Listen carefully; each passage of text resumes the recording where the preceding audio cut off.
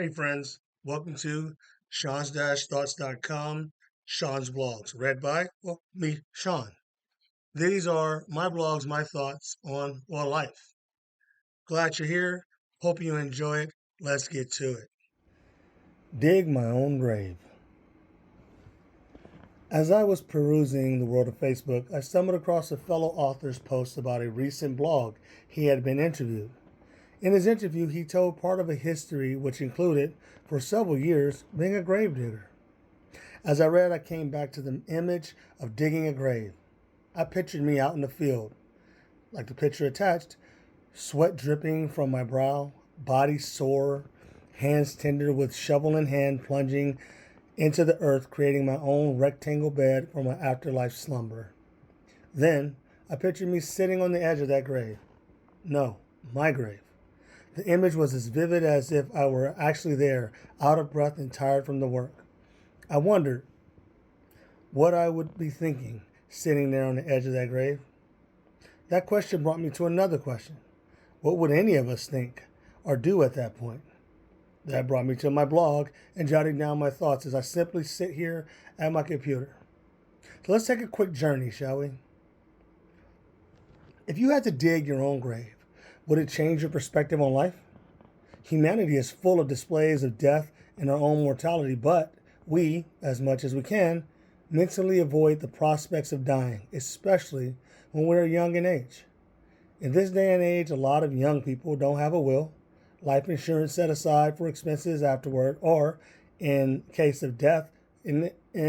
of death, plan for others to follow. We avoid it, death talk, until it hits us in the face with situations like sudden loss of someone, or someone close to us losing a battle with a disease, or simply passes with old age. In this case, though, you can't avoid it. In this case, you have to dig the grave. You have to put the shovel in and hear that familiar sound as the metal pierces the dirt and you scoop one load of dirt after another.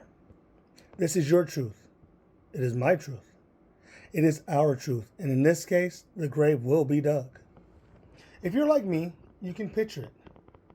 Does it scare you?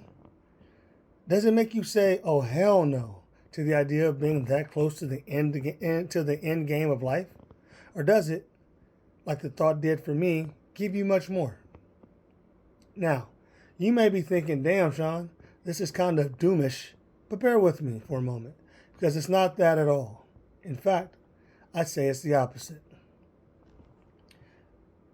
Life is shorter than we ever imagined. We run through 24-hour cycles like they're endless amounts of time.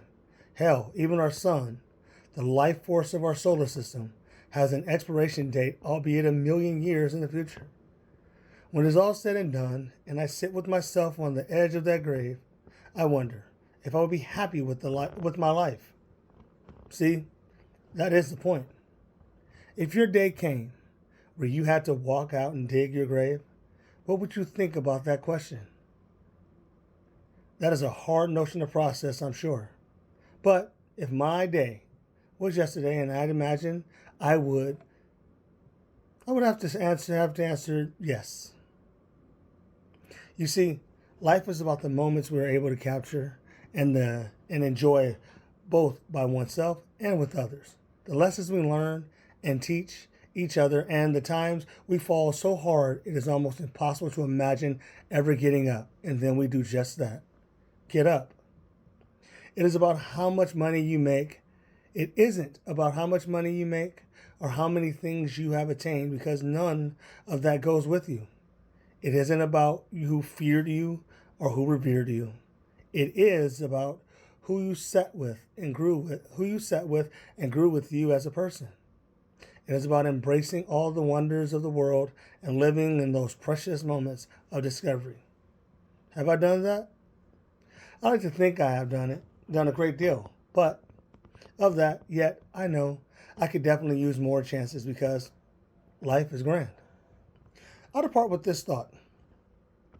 We will never know the day the last breath will call to us, but we do know that it will come. Open your heart to the love of the world.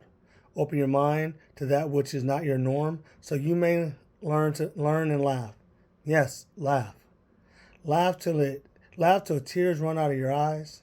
You can't catch your breath because laughter is one of the purest joys in our existence.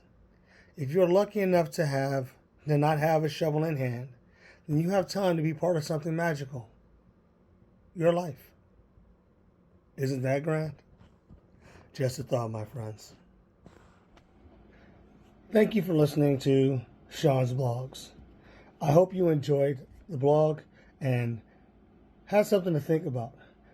If you love what you heard, please subscribe and also follow myself and my business partner and best friend, April Emerson, as we adventure on LETME the Journey on our other YouTube channel. Love to see you there as well. Until next time, live every tiny moment exceptionally. This is Sean. Thank you.